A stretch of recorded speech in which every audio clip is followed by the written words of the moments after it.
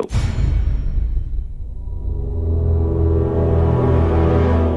The X-Zone radio and TV show is largely an opinion talk show. All opinions, comments, or statements of fact expressed by Rob McConnell's guests are strictly their own and are not to be construed as those of the X-Zone radio and TV show or in any manner endorsed by Rob McConnell, Relmar McConnell Media Company, Talkstar Radio Network, its affiliated stations, or employees.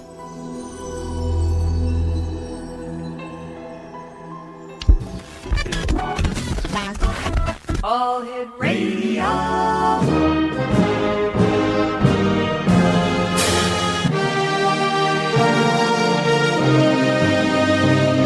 Welcome to the X-Zone, a place where fact is fiction and fiction is reality. Now, here's your host, Rob McConnell.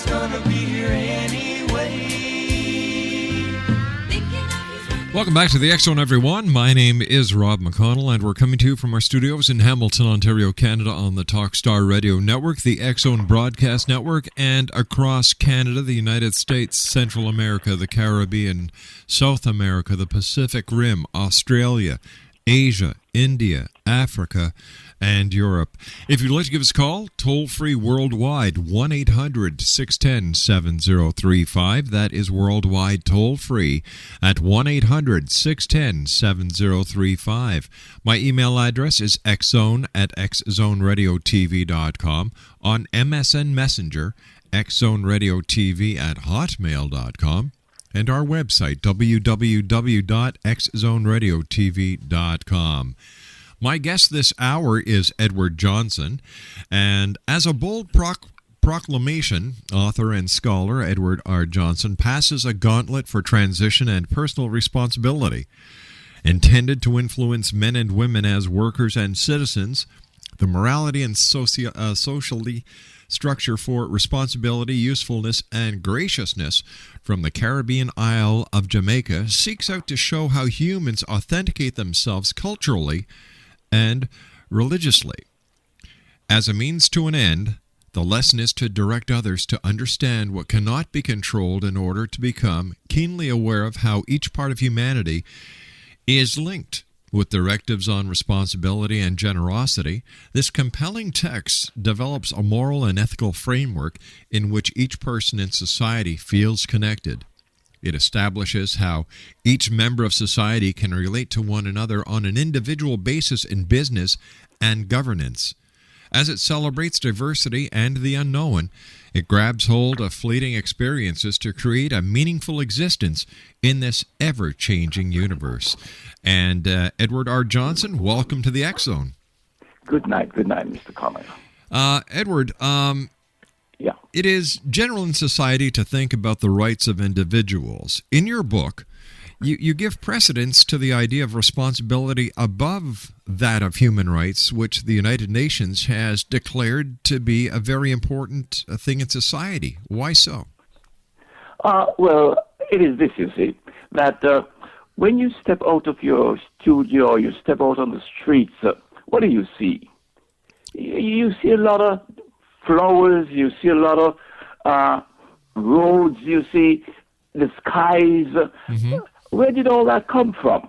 After Adam and Eve came into this world, when we arrive in this world, all those things were created by somebody before us.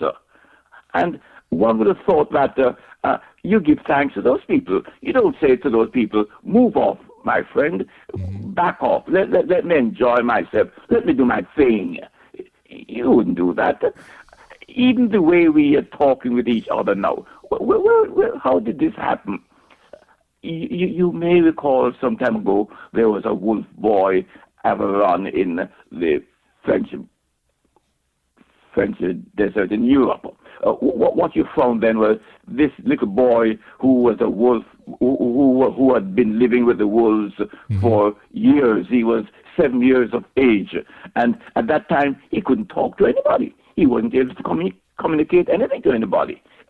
When we live in a human society, we get our humanity. You don't say that, well, my friend, just give me space, let me do what I want to do.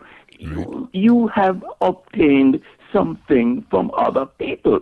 Therefore, you owe them something. You have a debt of gratitude to them for what you are, who you are. When he was this wolf boy, did he experience God? Who experiences God? It is because we are in a society of human beings. We have words, we have thoughts, we have ideas, we exchange them, and then we have something called God. Even that has to do with our human society. All right, so, stand by, Edward. You and I have to take a commercial break. We'll be back in 2 minutes. X-Zone Nation, our guest this hour is Edward Johnson. He's the author of Responsibility, Usefulness, and Graciousness. It's available at Amazon.com. Edward and I will be back on the other side of this 2-minute commercial break. Don't go away.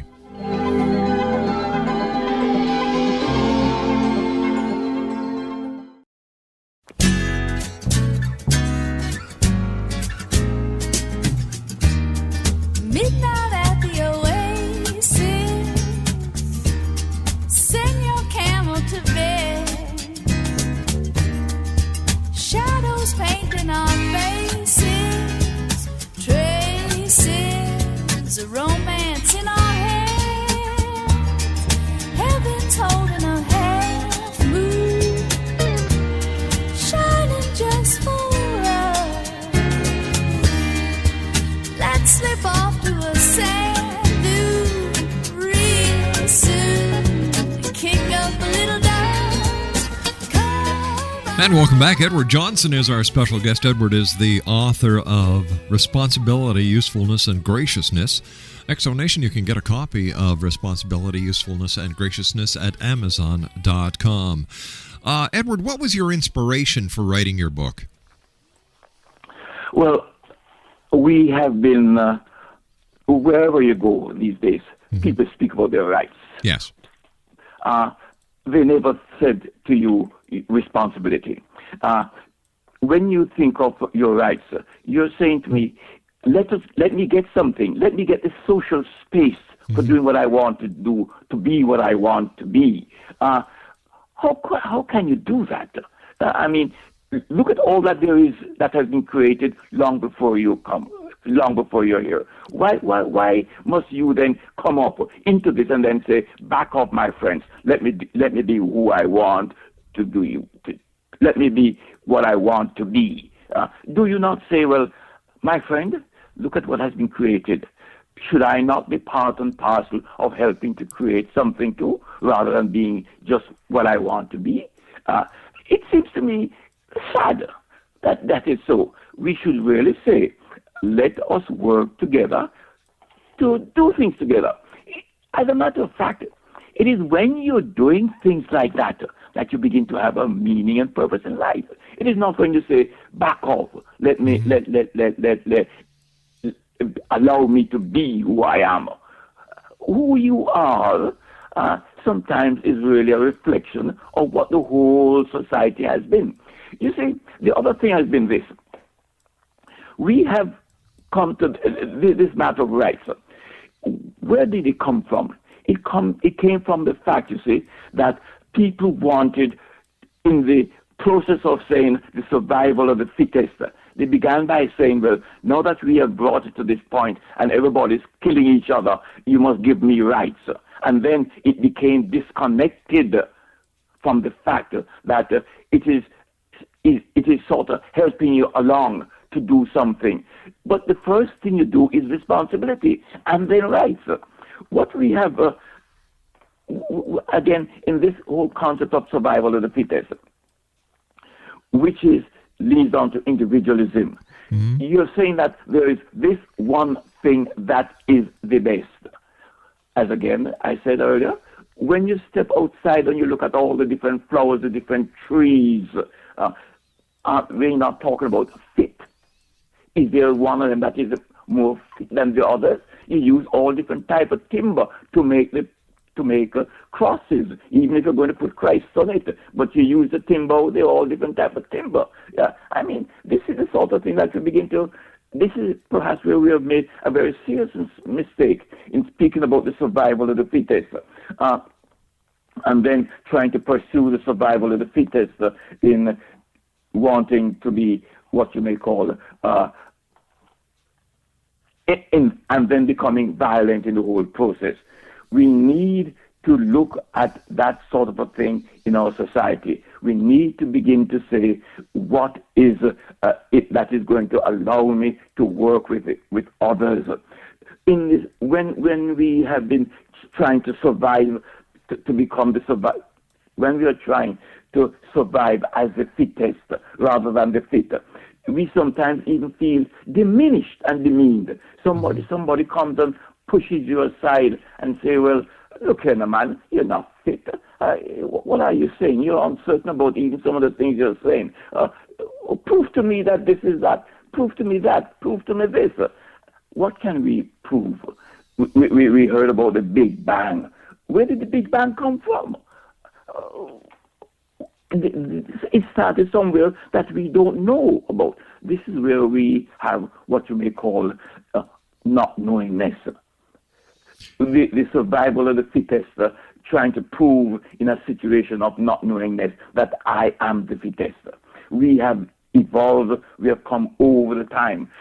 The survival of the fittest breeds nothing, even when it has brought us something. It has brought us something.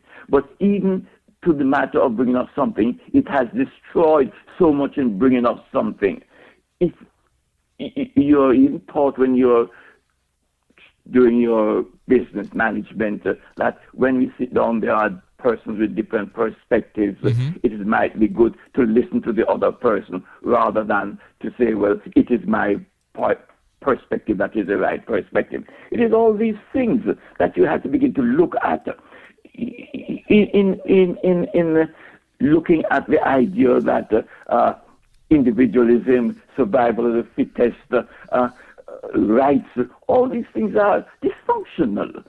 When you say responsibility, you can sit down beside your friend and you can talk to them. You can discuss things. You can say, all right, my perspective is perhaps all not so good. But even then you say, well, my perspective is not so good, and yours is not so good. But you work out something to say, well, we can work this together. We can move with this together.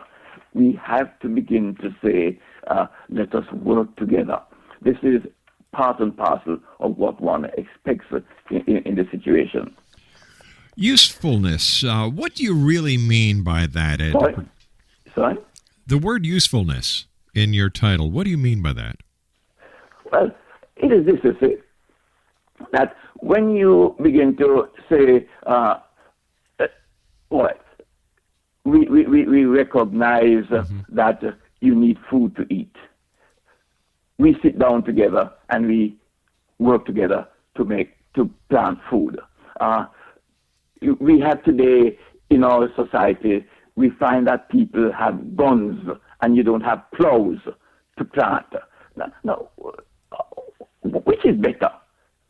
Wouldn't it be better for us all to be working together, to be making plows, to plow the field, collaborative, serve?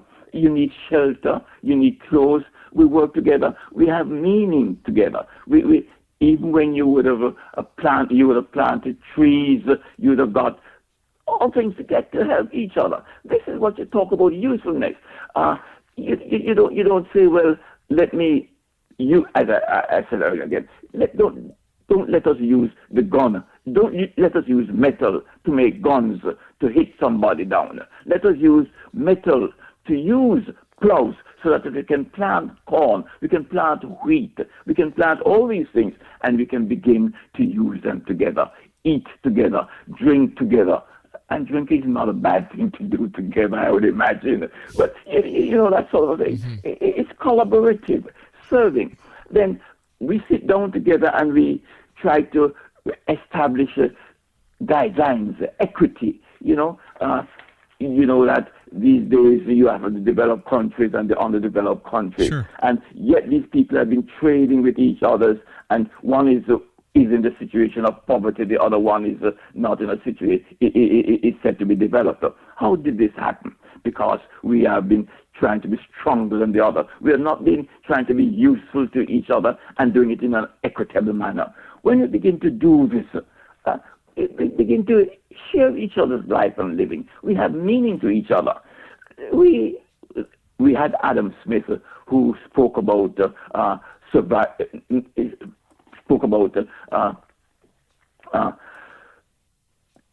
Adam Smith spoke about the. All right, let me ask you this then. All right, let me ask you this.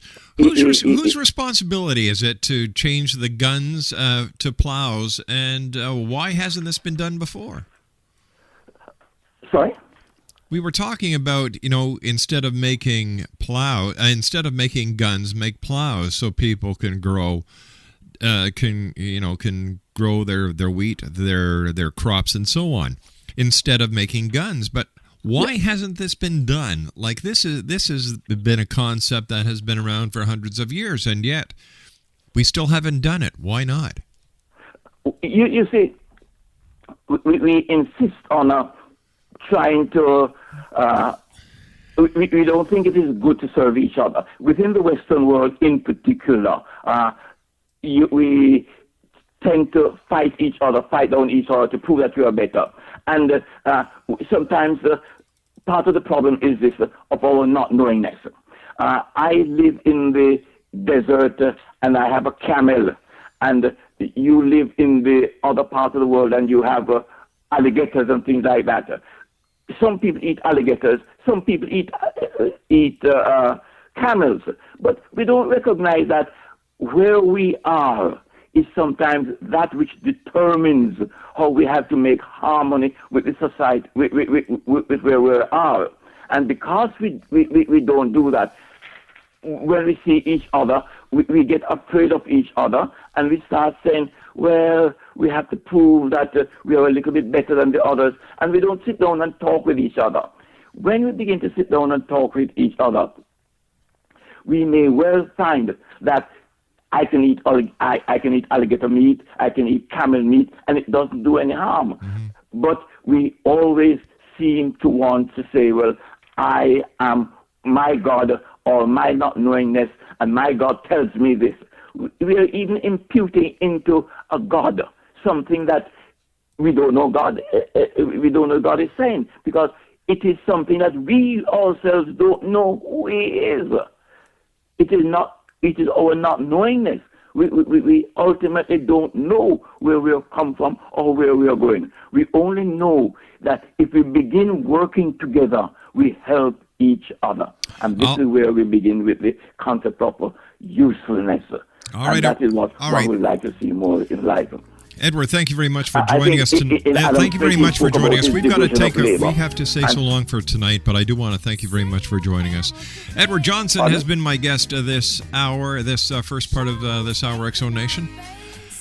I don't know, Responsibility, Usefulness, and Graciousness. It's available at Amazon.com.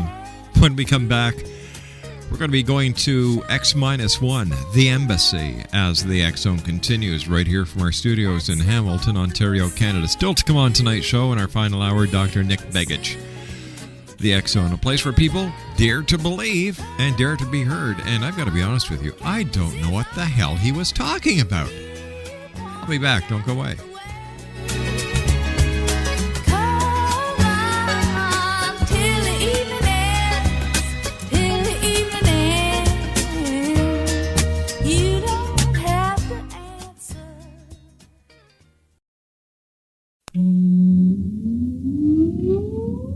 Countdown for blast off. X-5, 4, 3, 2, X-1, fire.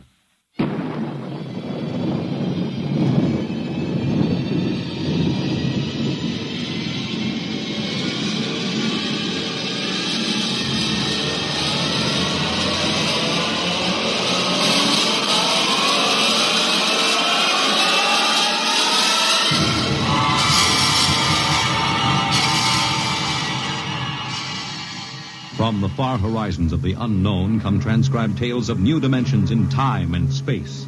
These are stories of the future, adventures in which you'll live in a million could-be years on 1,000 maybe worlds. The National Broadcasting Company, in cooperation with Street and Smith, publishers of astounding science fiction, presents X minus 1.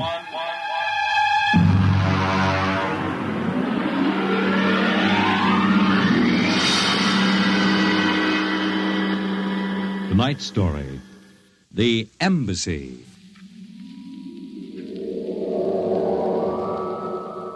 Out of the infinitude of stars and planets in the solar system and other systems in the universe, it is almost mathematically certain that other forms of life exist on other worlds.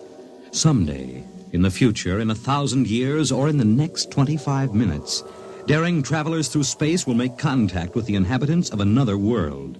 But the question is, will we contact them first, or will they contact us? A private detective agency in downtown New York.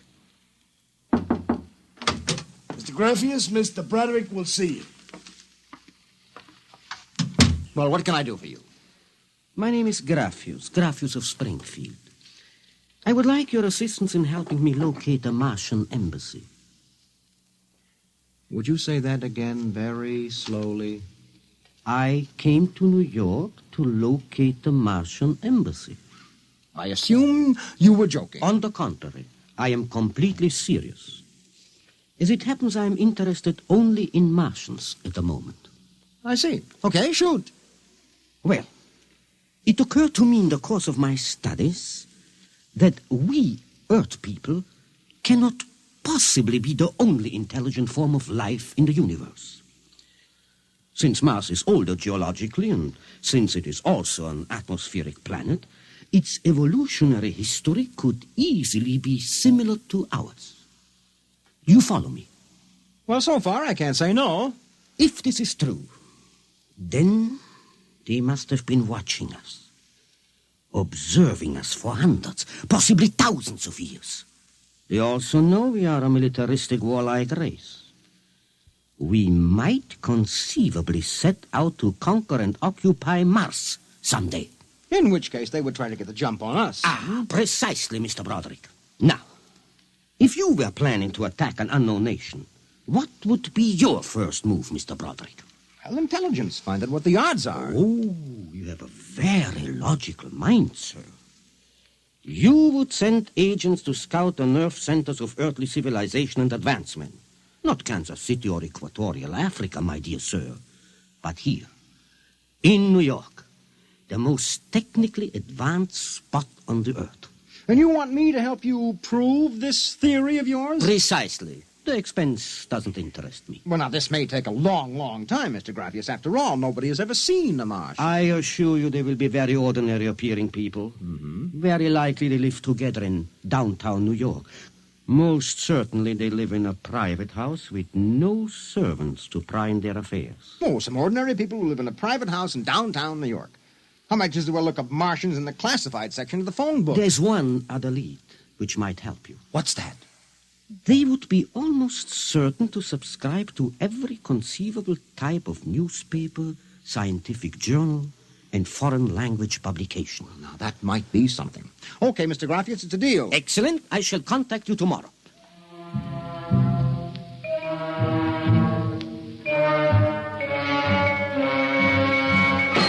Boss, here's an address. Takes everything from Pick Magazine to the Manchester Guardian. Here, listen to this here.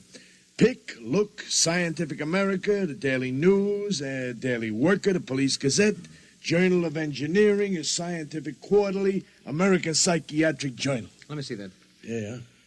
Oh, Doolin. Sometimes I wonder, what is the address on this? Well, it's 9 West 124th Street. Which happens to be the Harlem branch of the New York Public Library. Oh. Now listen, Noodlebrain, what we're looking for is a private house. Oh, boss, what is the sense of all this? You know there ain't no Martian embassy in New York. This crackpot is paying us $100 a day, and we got to keep him happy. Do you understand? Yeah. Also, I have a hunch that Mr. Graffius is not looking for any Martian embassies. He is looking for something quite different. So we are going to find it for him.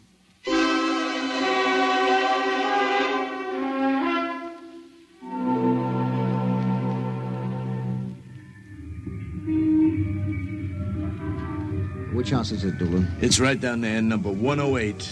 Nobody comes out, nobody goes in. I asked around. You haven't been blabbing around the neighborhood that we're looking for the Martian embassy, have you?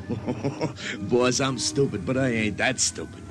Who'd you talk to? I struck up what you might call a casual acquaintanceship with those two girls standing with the baby carriages up the street. That cute one is real cute. Look, Doolin, don't try to do anything intelligent, all right? Just keep walking up and down, see? Check. I'm going back to the office to meet Graciousness. I'll see you later, boss.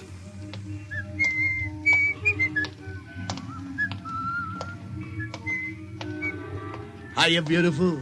Hiya, Flatfoot. Name is Doolin, honey. Iron Man Doolin. Your line is getting rusty, Iron Man. So help me, honey. If I'm feeding you a line, may the heavens open up and strike me dead. Hey, what's that? Look out!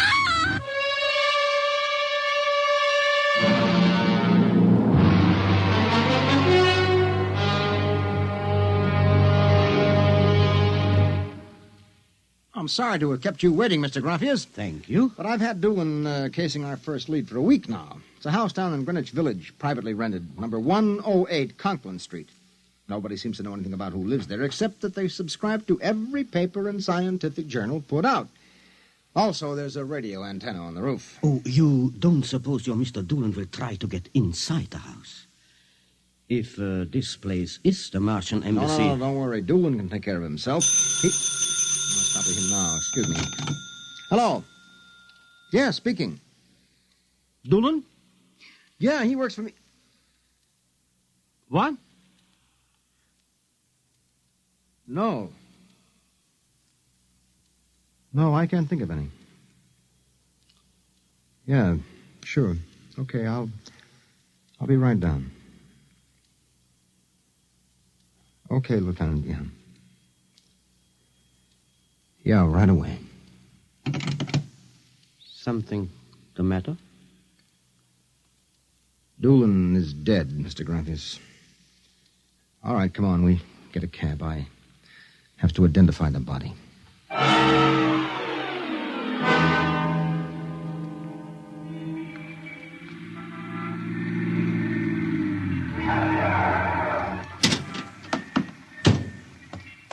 Lieutenant, I'm Broderick. There's your boy, Broderick. Anybody see it? A maid pushing a baby carriage. We can't seem to get any sense out of her. You mind if I talk to her? Hanson, this guy wants to ask the girl a few questions. Please. I told you what I saw. How many times I gotta tell you? Look, miss, the dead man was a personal friend of mine. Would you tell me what happened? Helen and I were standing in front of Rathman's candy store up on the corner. We both had the babies out. He said hello and joked a little. Then he... What happened? It's too awful. No, please. Well, first he squashed, and then the stone fell on him. Did you repeat that? They don't believe me, but Helen saw it too. Saw what? First he squashed, and then it fell on him. He was mashed flat before it even hit him. Now, look. That's the story, Broderick. Please, let me alone. Let me go home. I told you what I saw. Now let me alone. Let me alone. Did you learn anything, Mr. Broderick? I don't know. May I ask, what do you intend doing? Well, as soon as the cops clear out and this place quiets down, little Broderick is going to pay a personal call on the Martian embassy. Or whatever number 108 is.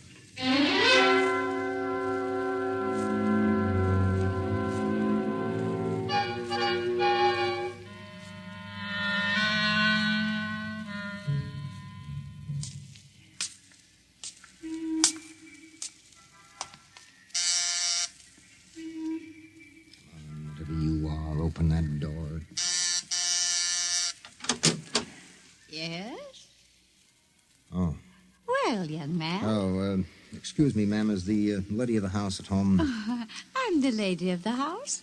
Oh, well, my name is Broderick. I represent the Manhattan Child Adoption Center. We're soliciting funds and clothing for stranded and unadopted children. I Won't wondered you if... come inside? Well, we don't. Usually Oh, we... nonsense. I'm old enough to be your grandmother. Besides, my son Lauren is working at home. Your son? Oh, he's a bibliographer. He writes summaries of articles and books from scientific journals and publications for libraries and universities. Oh, I see. Sit down, Mr. Broderick. Let me pour you a cup of tea. Oh, thank you. You know, I'm not much of a tea drinker, but it seems to have a strange taste. Oh, it's my own recipe. Uh-huh. Well, I think that I'd better be running along now. You haven't finished your tea, Mr. Broderick. No, really, I feel a little funny. I'll call Lauren. No. It's all right, I'm leaving. I just feel kind of dizzy. Oh, I'm sure Lauren would like to hear about the adoption center. I'll call him. No, don't. But I must. Besides, you aren't well. Tea. Lauren! I've got to get out. Lauren, hurry! Look out. You get out of my way. No.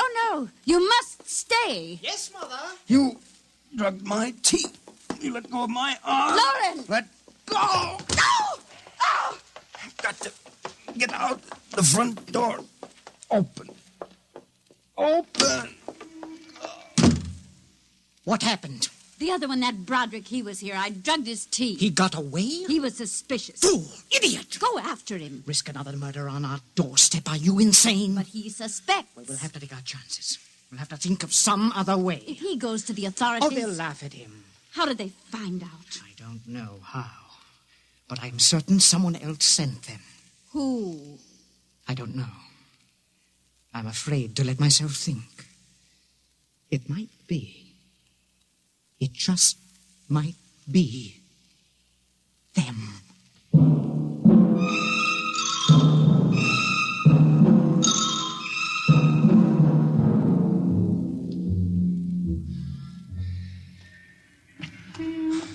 I've got to get help. Oh. Look out! Miss, please. All right, miss, we'll take care of them. Come along, mister. I'm going to give you a break and take you back to the wife and kids. No, you can't. I'm sick. Sick, is it? What's the matter? I'm drugged. They drugged me. Who drugged you? In number 108, the Martian. Who? The Martians in 108 at Martian Embassy. Well, I've seen them with pink elephants, rabbits, and mice, but you're the first one that's got Martians. Oh, it's true, I tell you. Come along. Listen, don't take me back there. They'll kill me. I've got to make you understand. Here, I'll help you up the steps. What? Listen, my name. My name is Broderick. I'm a private dick. We'll find out about this. No. Here, don't try any tricks. Officer, listen, please. I'll give you anything, $1,000, but please, listen. For God's sake, listen. Yes, officer? Why, Broderick. You know this lush, Granny? Oh, why, that's my son, Broderick. No, she's Martian. He's in pretty bad shape. You better get him to bed. Oh, dear, and he was doing so well at the Alcoholic Society.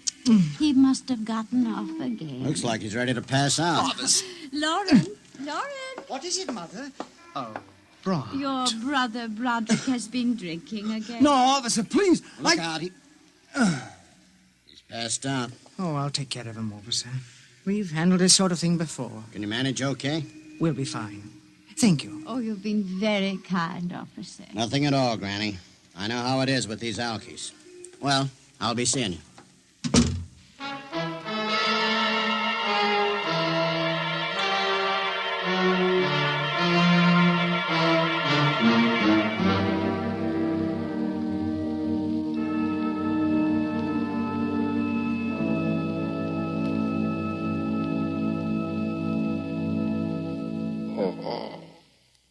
Martian Embassy.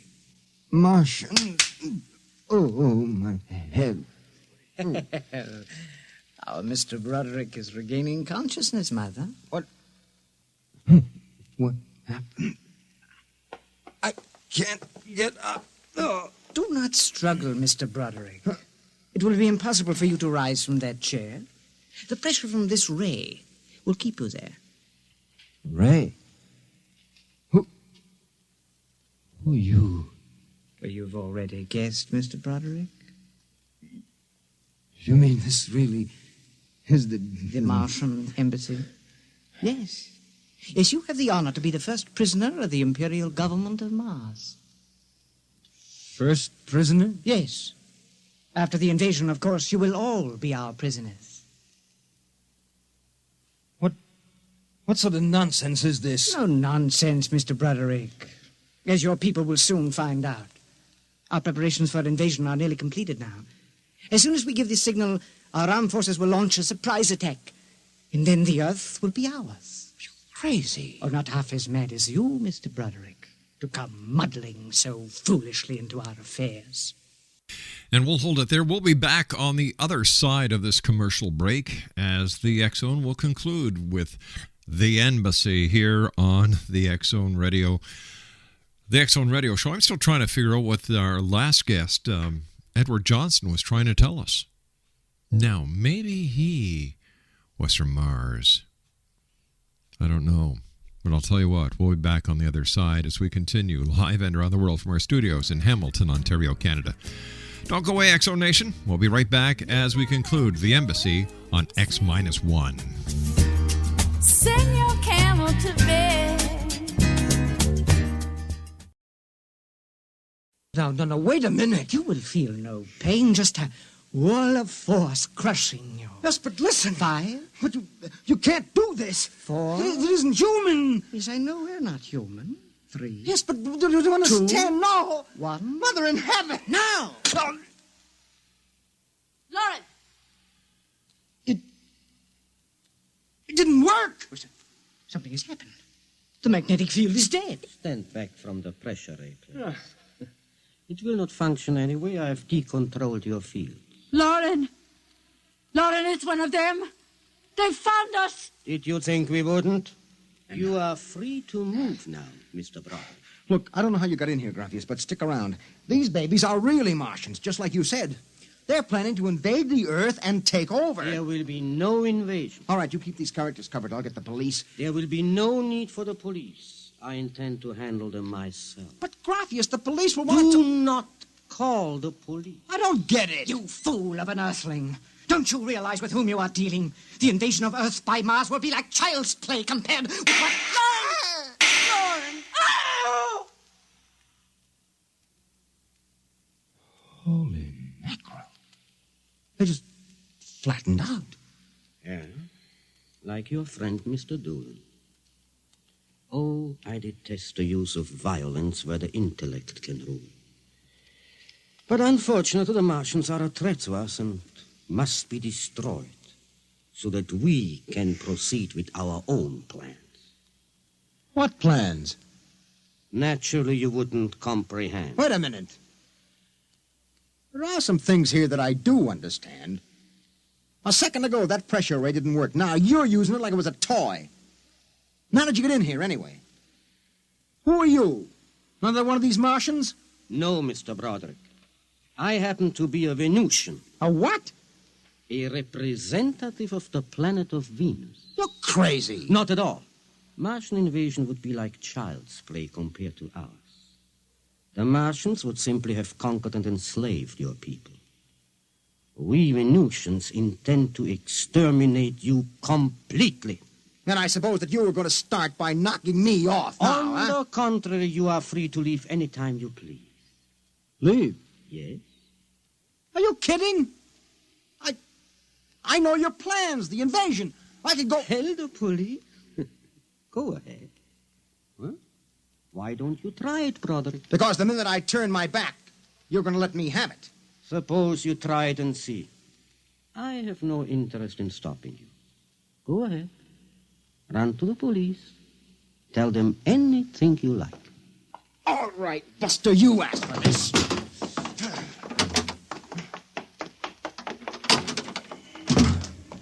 I'm alive. You let me go. Here. Where do you think you're running to? Officer, listen to me. Oh, it's you again. The one with the Martians. Listen, that story is true. You've got to believe me. You've absolutely got to believe me. They're inside that house, inside number 108. He killed them. Who killed him? Graciousness, the leader of the Venusian invasion. Venusian invasion. Look, they're going to take over the Earth. Listen to me. Go in that house. Martians, now Venusians. Okay, brother, I've heard enough. You're batty as a bedbug. Come along. Please, where are you taking me? Bellevue Psychiatric Ward, my friend. Come on. Oh, but you... Come along. You don't understand. Why are you such a fool? Let go of me. There's going to be an invasion. The Venusians are going to invade us. Why don't you listen to me? Why don't you listen?